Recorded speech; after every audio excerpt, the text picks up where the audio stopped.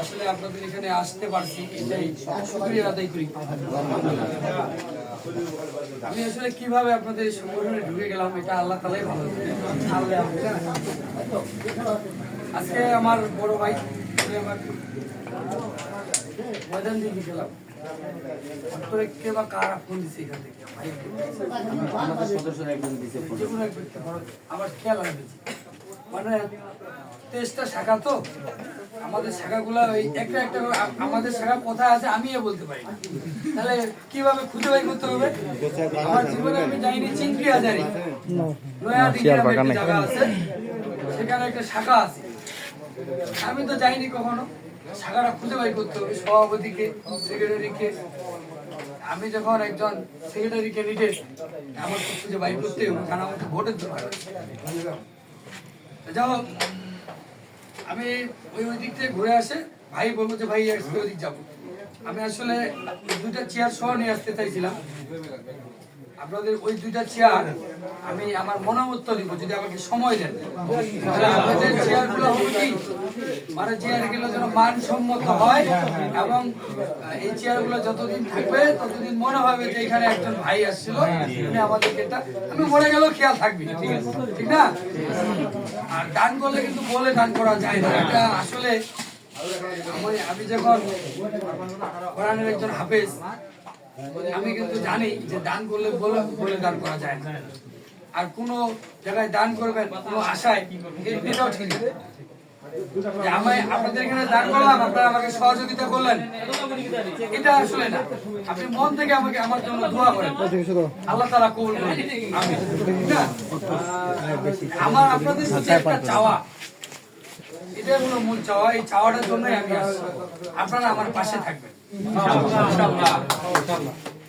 যারা আমাদের এখানে সদস্য আছে, আমরা যেই সংগঠনে আমি যেখানে সেক্রেটারি করতে চাচ্ছি, সেই সংগঠনটা হলো আমি মনে করি বাংলাদেশের মধ্যে সবচেয়ে নিম্ন সংগঠন হলো রিক্সা ব্যাংক, ঠিক না?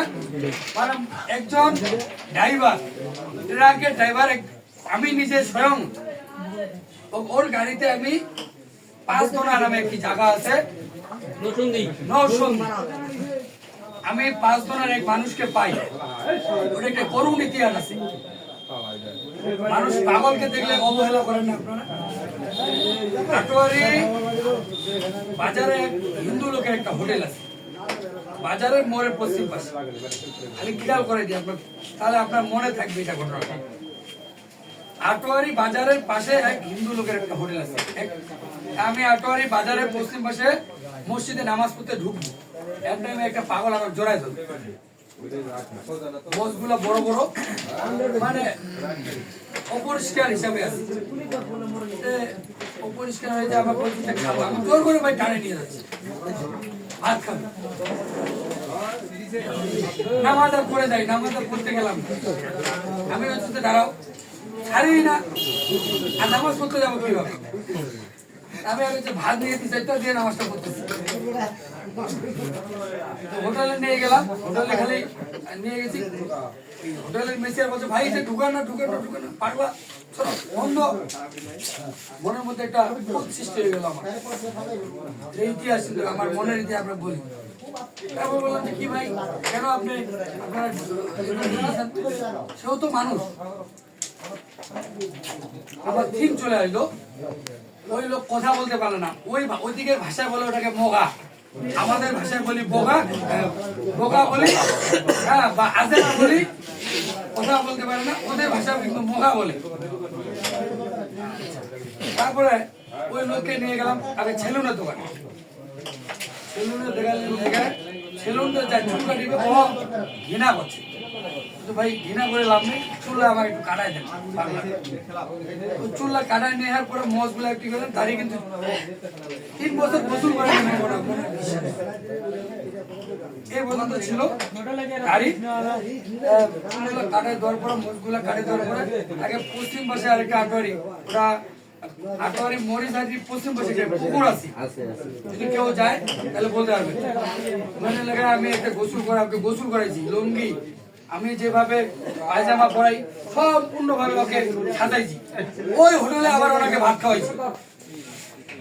আমি ওখানে প্রমাণ করাইছি যে ও মানুষ।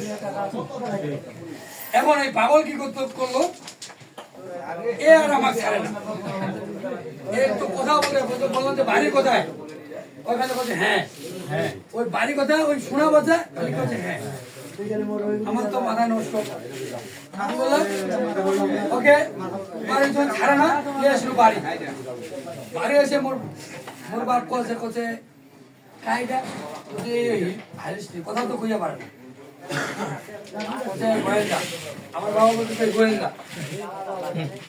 গোয়েন্দা হয়েছে কি হয়েছে, গোয়েন্দা হয়েছে কি হয়েছে, ওকে রাখিলে ভালো করে রাখি পারি, এরকম রাখা যাবে না, পহরা দিবে। এটা একটা সন্দেহজনক কথা। পরে আমি আবার রাখলাম, রাখার পরে একদিন রাখলাম দেখি ভালো, কোনো সমস্যা নেই। আমার ছেলে মেয়ের সাথে খেলতে স্বাভাবিক চলে আসবে, কথা বলতে পারে খালি স্বাভাবিক চলে আসে। তারপরে কি করলাম, দেখি তো এর কোনো কিছু ঠিকানা পাওয়া যায়। বললাম বাড়ি কোথায়, কোথায় বড় রাস্তা দেখাবে, খালি বড় রাস্তা। সন্ধি থেকে বড় রাস্তা দেখা গেছে, নিয়ে গেলাম তেঁতুলিয়া, ওই পর্যন্ত নিয়ে গেলাম, ছেলে নাই, চলে আসলাম। নিয়ে গেলাম দেবীগঞ্জ, না হয় ভিডিও দেখাচ্ছি, আপনার দেখলে বুঝতে পারবেন। কি রে নাই, সব নাই, আনে না থানা। ভাই এই লোকটাকে আমি কুড়ায় পাইছি, এ হালিস্টি হচ্ছে একে আমাদের পঞ্চগড়ে কিন্তু আপনার আশ্রয় কেন্দ্র নাই, যে একটা মানুষকে পাইলে ওকে লেখা জেলখানায় থুবা লাগবে, তাছাড়া কোনো উপায় নেই। আচ্ছা ওই লোকটা যদি মহা লোকটা যদি বোবা লোকটা যদি জেলখানা লেখা ছোঁয়া যায়, আজীবনও ভাই বাইরে হওয়া পাইবে পারবে, পারবে না। আমি বলছি ভাই আমি আপনাদের কাছে নিয়ে আসলাম, আপনারা আবার জেলখানা রাখবেন, আমার কাছে থাক। তারপরে এখান থেকে গেলাম এসপি অফিসে, ওইখানে আমার এক লোক বুদ্ধি দিল, ভাই আপনি সিআইডি অফিসে যান। সিআইডি অফিস 3 তলা, চলে গেল সিআইডি। উনি আমাকে পরামর্শ দিল, ভাই আপনি একটা কাজ করেন। কি কাজ? বলছে আপনার ওর ফিঙ্গারপ্রিন্ট নিলে আপনি বলতে পারবেন। ফিঙ্গারপ্রিন্ট? হ্যাঁ ফিঙ্গারপ্রিন্ট। কি কোথায় যাবো? কোথায় ঠাকুরা যেতে হবে। পঞ্চগড় ডিস্ট্রিক্টের একটা ফিঙ্গারপ্রিন্ট থাকে, প্রতিটা ডিস্ট্রিক্টের একটা করে ফিঙ্গারপ্রিন্ট। তাহলে তো আমার মুশকিল, যদি অন্য ডিস্ট্রিক্টের লোক হয়। ওর বাংলাদেশের ফিঙ্গারপ্রিন্ট কোথায় পাওয়া যায়? কত রংপুর বিভাগে। চলে গেলাম রংপুর, মোরালাগের ফিঙ্গারপ্রিন্ট নেই, ওই মেশিনটা। ওই ফিঙ্গারপ্রিন্ট রংপুরে আমি যাওয়ার পরে শুনলাম যে ওইটা রানী সঙ্গ লেগেছে ফিঙ্গারপ্রিন্ট। রংপুর আমার থাকতে হবে, লোক তো ছাড়ে যাবে না, প্রশাসনকে তো দেখাইছি। যদি লোক পালাতে তাহলে তো আমি ফাঁসে গেলাম, বিপদে পড়ে গেছি। ওর সাথে আমার এক মামা গেছি, লোক তো ছাড়ে দিই না। আনলাম ঠাকুরগা, ফিঙ্গারপ্রিন্ট আসবে ঠাকুরগা, রাত 12টা বাজে, সার্ভেয়ার কাজ করে না। কি মাটার অবস্থা হন, ফিঙ্গারপ্রিন্ট দিব, সার্ভেয়ার কাজ নেই। রাতিটা আবাসিকে থাকলাম। তারপরে দিনে ফিঙ্গারপ্রিন্ট দিলাম নৌসন্ধি শিবপুর এলাকা, নৌসন্ধি শিবপুর, শিবপুর 5 গণার মধ্যে শিবপুর 3 নম্বর লোহাগাড়া ইউনিয়ন, ওদের এটা। আচ্ছা চলে এলো, অটো চলে এলো। তখন ওইখানকার ওসি ফোন দিল, ওসি থেকে চেয়ারম্যান, চেয়ারম্যান থেকে চলে গেল মেম্বার, মেম্বার থেকে চৌকিদার। চৌকিদার যখন খুঁজতেছে খুঁজতেছে খুঁজতেছে খুঁজতেছে, ওই লোকের নাম হলো শুক্কুর আলী।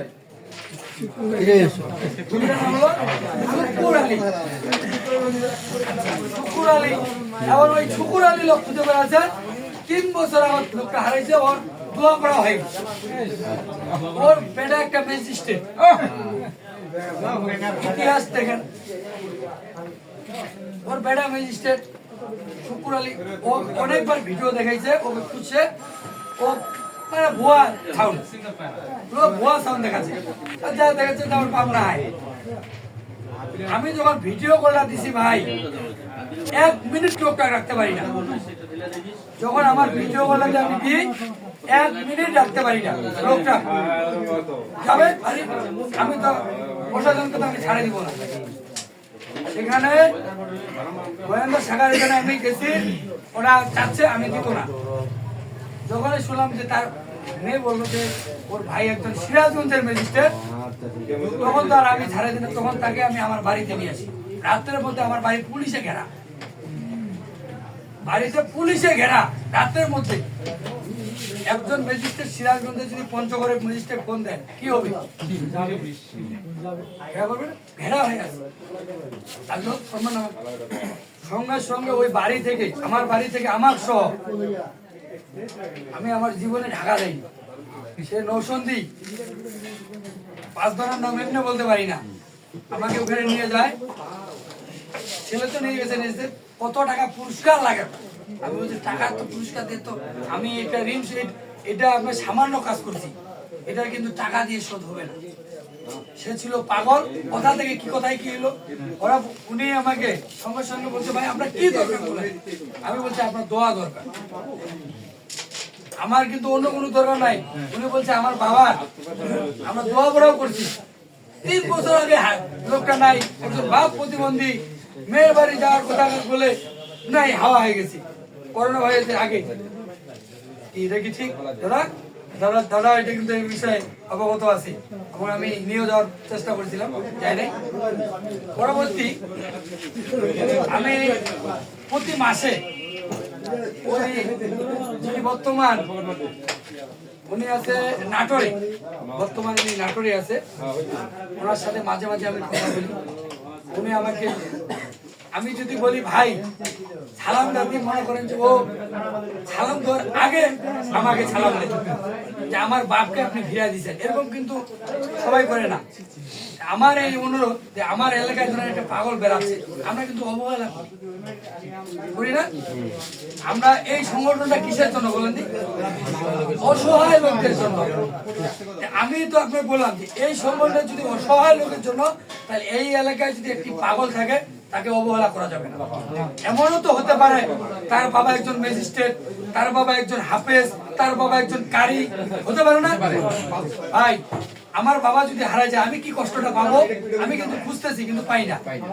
আমার এই সংগঠনটা আমি মনে করি যদি অসহায় হয়, তাহলে আজ থেকে এই সংগঠনটা যেভাবে আমাদের সভাপতি নির্দেশ দিবে, আমরা ওই ওনার নির্দেশে কাজ করবো। কি করবো না ভাই?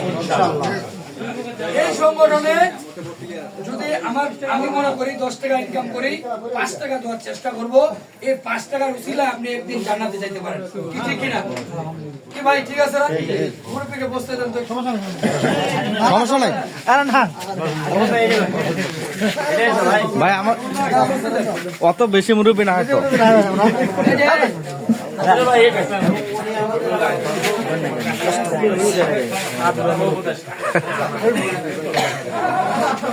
আমি কথা